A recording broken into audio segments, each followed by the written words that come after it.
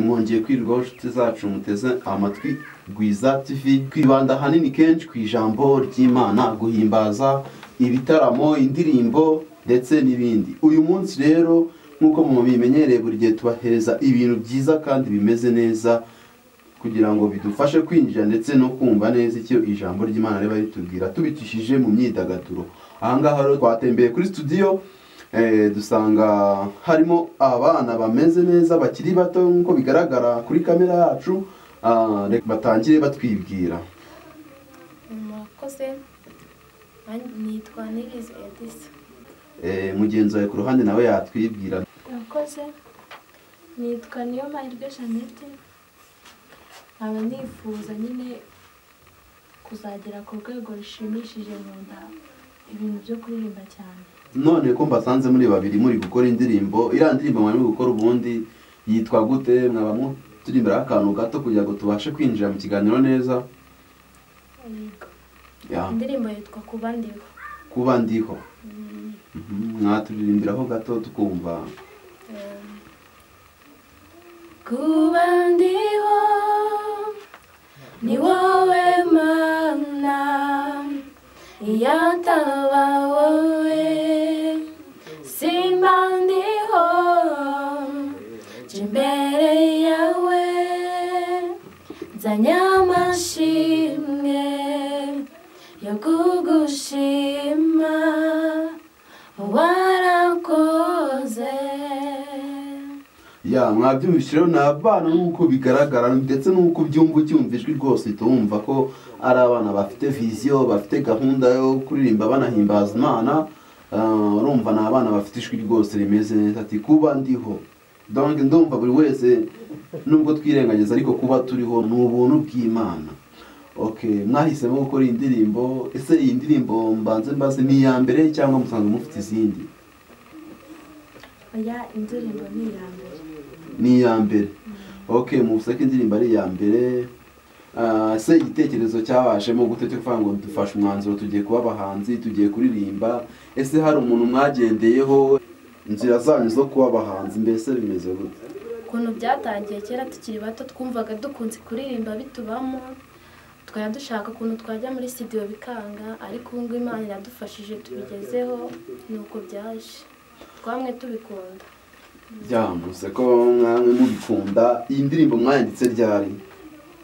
Iyi ndirimbo ndibuka twayanditse turi ku ishuri muri 2020 niho twayanditse. Mwafashe umwanzuro wo kuyandika muri ku ishuri? Mwese mwiga hamwe ku buryo kuyandika bitabagoraga cyangwa mwarandikaga mugahuza? Buri wese ku ishuri rye yagendaga abaza abanyeshuri akantu, twahana ibitekerezo, twagera mu rugo nyine tugahuza. Mutubwiye ko mwazandikaga ku ishuri mukayandika indirimbo mutari kumwe. Ese mu kwandika indirimbo ko ku ishuri nzi ko haba hari nk'abantu benshi mwaga muri kuyandika, ni abana mwigana babacaga intege bagahita ko se ubundi ibyo ni ibiki muri gukora? Mwaje tukigira kwishyinira? Ese mwaje tugasakuza cyangwa tukakora ibindi bintu? Ni abantu babacaga intege mu kwandika indirimbo yanyu? Ntabwo babura, ni benshi, ni byinshi nyine bigenda bica umuntu intege, ariko nyine ikintu umuntu yifitemo aba yumva yagikora. Nkanjye nabonaga nk'abahanzi kuri televiziyo, nabona uburyo baririmba mba ndabikunze, mba nanjye nshaka kubigeraho cyane, bityo rero bigatuma nkorana imbaraga nyinshi cyane kugira ngo basi nzabashe kubigeraho. None nyine Imana iramfashije, nkaba nasaba n'abantu nyine basi badutere imbaraga, nyine badutere inkingi. Muranditse indirimbo irarangira. Mbere na mbere nde wazanye igitekerezo cyo kuvanga indirimbo tugomba gushaka uburyo igera muri studio? Nitwe twabitekereje ubwacu. Ni mwabitekereje? Ese mwabibwiye ababyeyi babyakiriye gute, babafashe gute? Akenshi ari ababyeyi batabumva ikintu bakavuga ati umwana ubwo agiye biriya ni ngurara. Byagenze gute? Mbese ababyeyi mwabazanye igitekerezo se mwagitanze mudafite ikibazo, mwumva bari bubyemere? Ho byagenze gute kugira ngo babashe kubashyigikira? Urebye byaciye muri process ndende, twarababwiraga ati ubwo ni uburara, ibyo ni ibiki. Akenshi na kenshi ababyeyi ntibabyumve bakaduca intege. Uwiteka niwe wadufashije muri byo, tubona bishyitseho bigezeho. Okay, harya ubwo mwembi muravukana? Yego. Tugaruke ku kantu gato rero. Hari uburyo njya nkunda kubona abahanzi benshi cyangwa abantu bakora, ariko hakaba hari nk'abakora barebeye ku bandi. Murabona wenda muje gutya Jeannette, ejo bundi hariho haje bariya abakobwa bandi babiri, se twavuga yuko mu kuririmba kwanyu buriya hari umuntu mwegeze mubiraho akabamotiva cyangwa mukavuga ati reka dufate urugero kuriya? Oya, twebwe twiyumvamo ko byari biturimo, twaririmba tukumva ni byiza, twabona n'abandi ukuntu baririmba tukabona ni byiza, natwe twifuza kubigeraho. Nyine nabo urumva nyine twarabibonye turabikunda cyane, ngenda n'abakunda cyane pe, barumva nanjye natera ikirenge nko mu cyabo, ariko nyine ni ibintu umuntu aba yifitemo. Murakoze. None rero mufata inzira muva mu rugo mwerekeza kuri studio.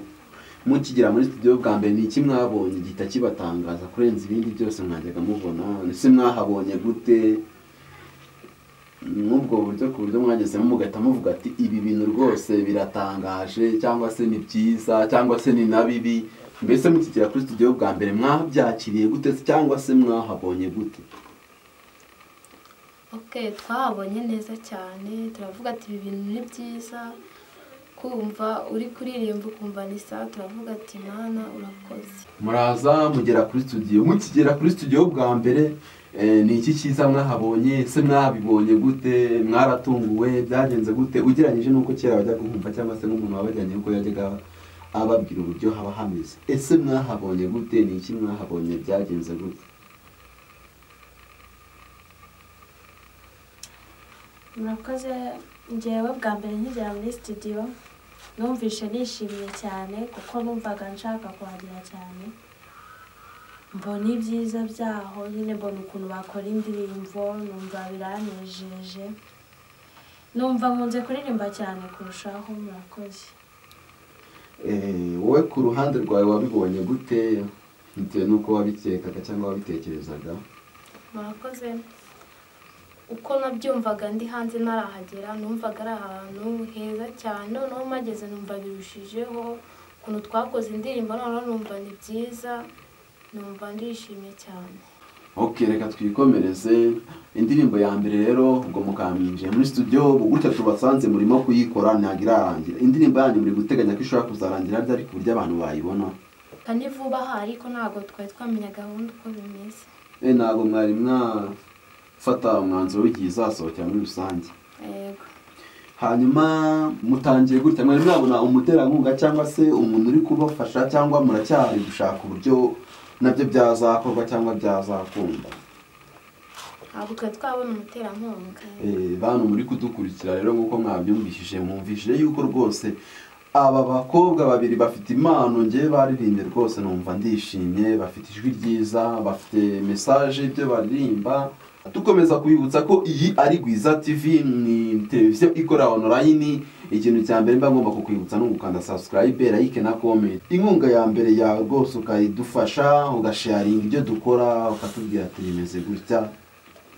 Okay, dukomeje ku muziki wanyu rero, indirimbo ya mbere nimara kujya hanze ni iki kizakurikira? Ni ihe projet yindi izakurikira? Hari indi ndirimbo muteganya muzahita mukora, cyangwa muzamutujemo gake? Bimeze gute?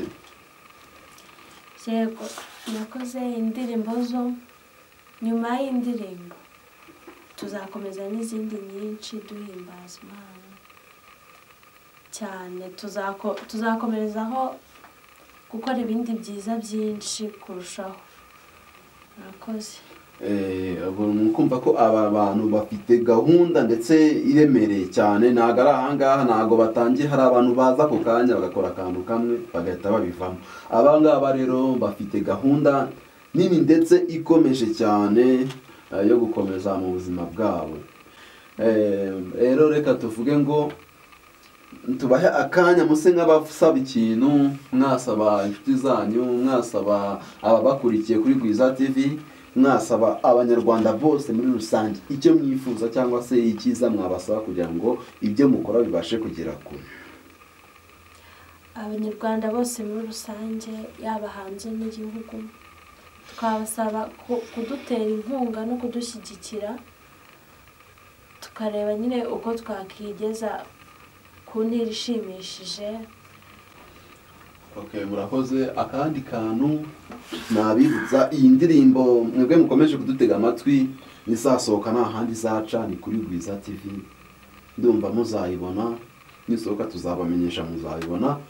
Hanyuma rero turabashimiye ko mubashije kwemera kuganira natwe, turabashimiye kwitanga kandi turabashimiye no kuza mu muziki nyarwanda kugira ngo mubashe guhindura byinshi cyane cyane muri gospel. Soza mbwira abadukurikiye ko mukomeza kudufasha kandi mukadufashiriza n'aba bana nk'uko mubibona. Murakoze, turashimira abanyarwanda bose bazabona iyi interview, turabakunda cyane, Imana ikomeze baturindire. Murakoze cyane.